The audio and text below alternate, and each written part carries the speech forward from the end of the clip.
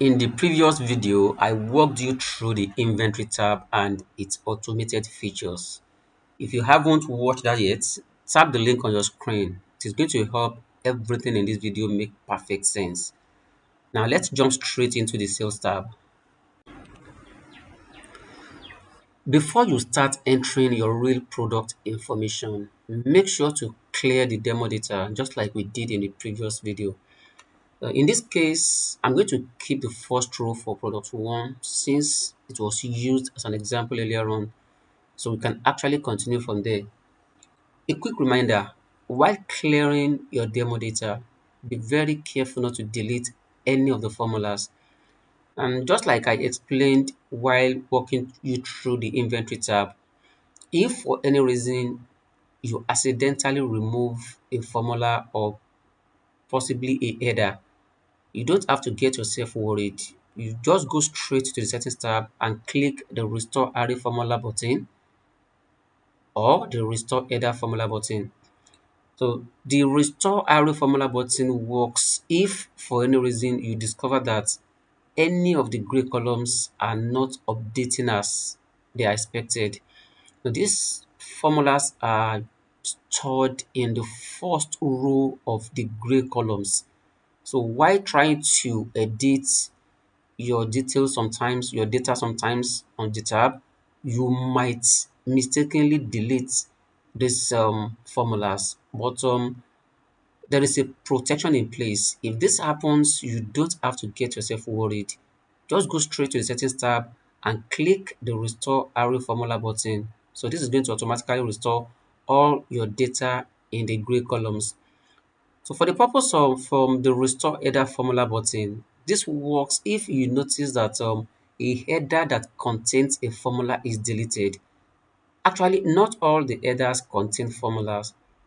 So there are certain headers that contains formulas. So if any of these headers is deleted or accidentally removed, so to restore it, you just go straight to the settings tab and click the restore header formula button.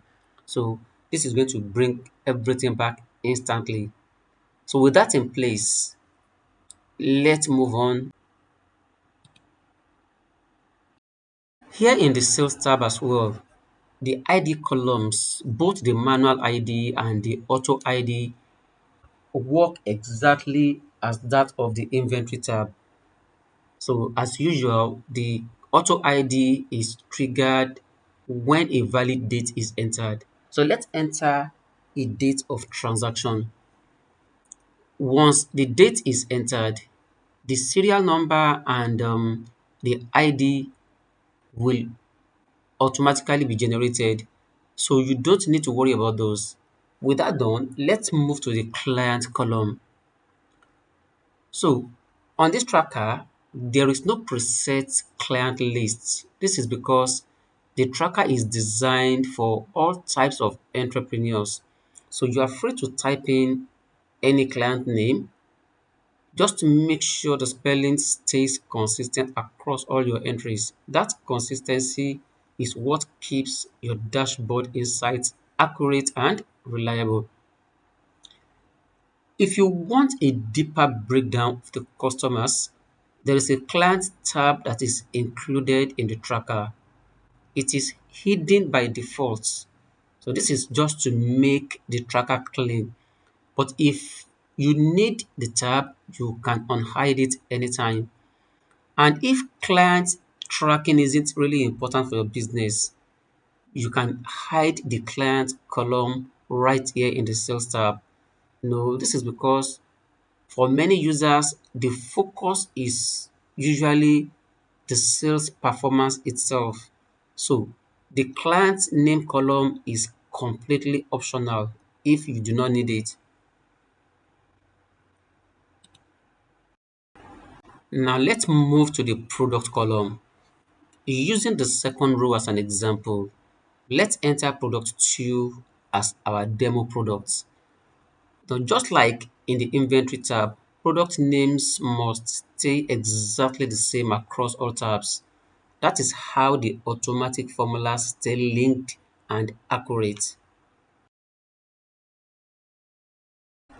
Proceeding to the quantity column, right now, as we can see under the current stock, we have 113 units of product 2 available in the inventory tab.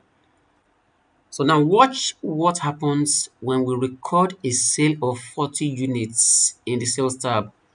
The moment the entry is made, current stock updates automatically, reducing the available units instantly.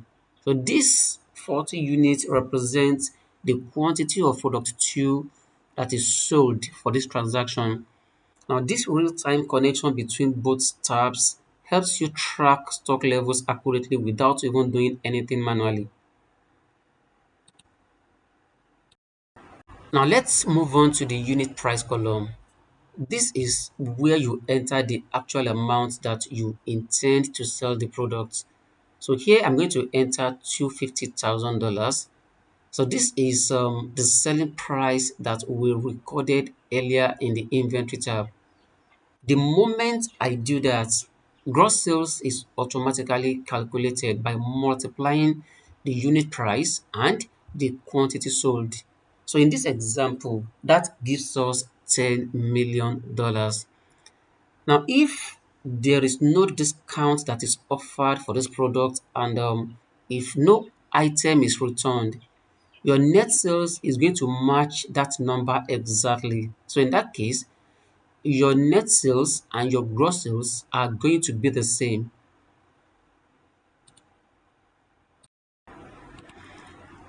Now, let's assume that we offered a 2% discount on this product.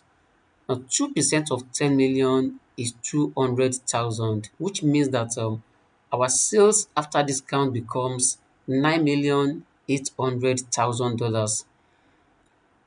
You won't need to calculate anything yourself. You just type 2 in the discount column. Not 2%, please. Type 2. That stands for your 2% discount. So the sheet is going to automatically convert it to a percentage, calculate the discount, and instantly update the sales after discount. So that gives you a net sales figure of $9,800,000. Now let's consider a situation where no discount is offered for the products, but items are returned. So let's say that 3 items were returned out of the 40 units of product 2 that is sold.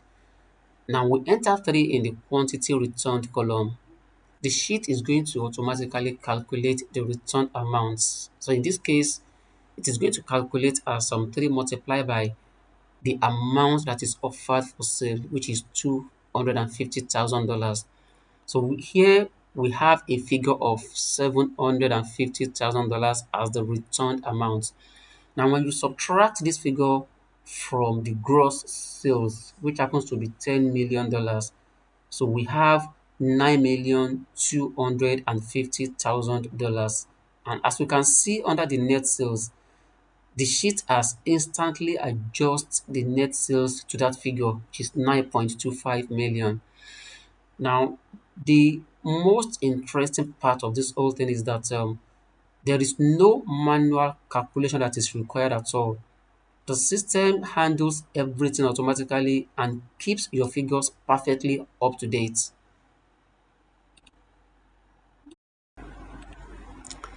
Let's break down what happens when both discount and return items apply. First, we start with gross sales. With 40 units of product 2 sold at a unit price of $250,000, our gross sales becomes $10 million. So after applying a discount of 2%, sales after discount becomes $9,800,000. So next, we calculate the returned items. For clarity's sake, I'm going to be showing the calculations on the screen so you can see everything clearly. So calculating the returned items now, each returned item is now going to be valued at a discounted price of $245,000, not the original $250,000 anymore. So with three items returned, the returned amount is now going to be $735,000 in total. So when we subtract this figure from the sales after discounts, so our final net sales now becomes $9,065,000. So once again, everything is done automatically by the sheet. No manual calculation is required at all.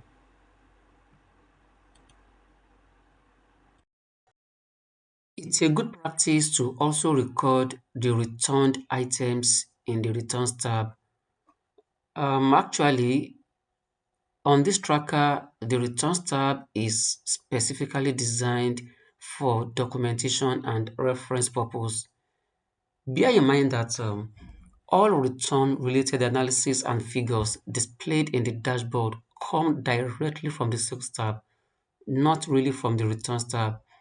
So this design choice ensures that even users who prefer to keep their tracker minimal without adding any extra tabs like the returns will still see complete and accurate return statistics reflected in the dashboard.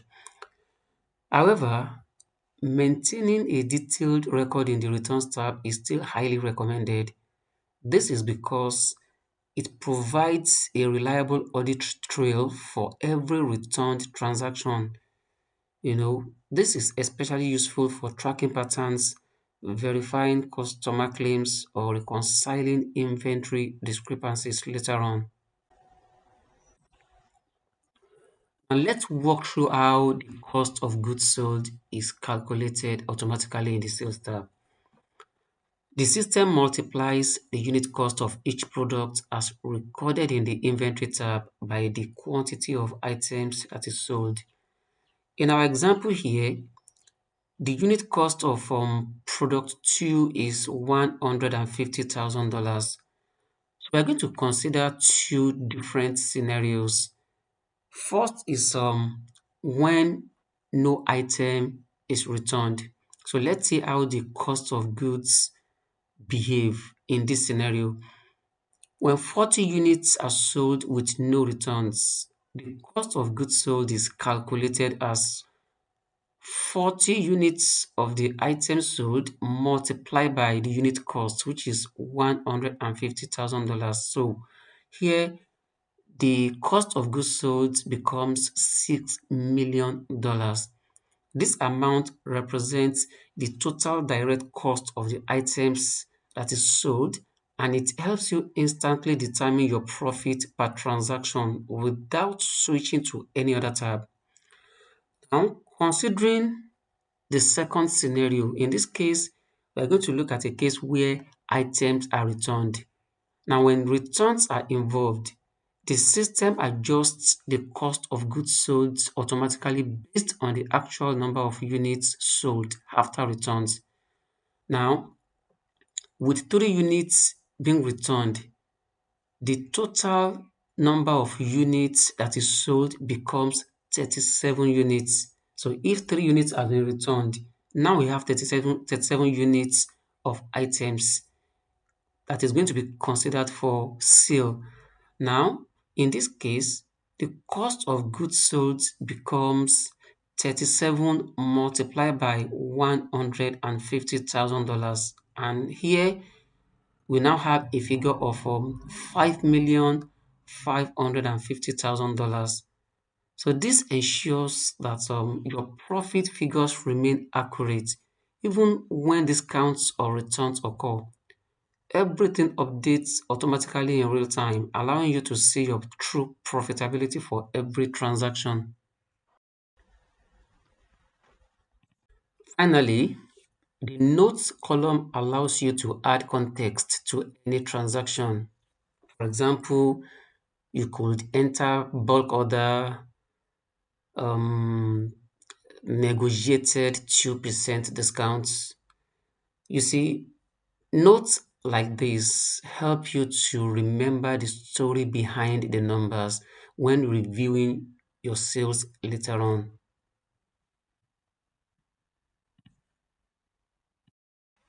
Now, before we wrap up this video, I'm going to need to show you something very important. I have added 6 additional demo entries below, so you can see exactly how the sales tab looks like when it is fully filled out. So it gives you a clear picture of how the automatic calculations flow across all multiple transactions. Now, let me show you something that is important. If formulas in the gray columns ever get deleted by mistake, maybe while clearing data or editing your sheets, you don't have to panic. Watch what happens here. I'm going to intentionally delete the formulas in the gray columns, and you're going to see everything go completely blank. So when this happens, let's see how to fix it. Now, all you need to do is you head over to the settings tab, click the restore array formula button. Once you return to the sales tab, every empty gray cells, every empty gray columns updates automatically. There is no need to re-enter any data manually. This ensures that your tracker stays fully functional even if formulas are accidentally removed. And that's how to use the sales tab with its automated features. It's accurate and very beginner friendly. So in the next video, we are going to move on to the expenses tab. I'm going to show you how to record business costs and connect them directly to your overall performance. If you found this guide helpful, don't forget to like this video and subscribe so you don't miss the next part of the series. Your business tracker is getting more powerful with every lesson, and there is still so much more to explore. Share this video with anyone who might benefit, and feel very free to drop your questions or suggestions in the comments. I'm always here to help and assist. Thanks so much for watching, and God bless you. See you in the next video.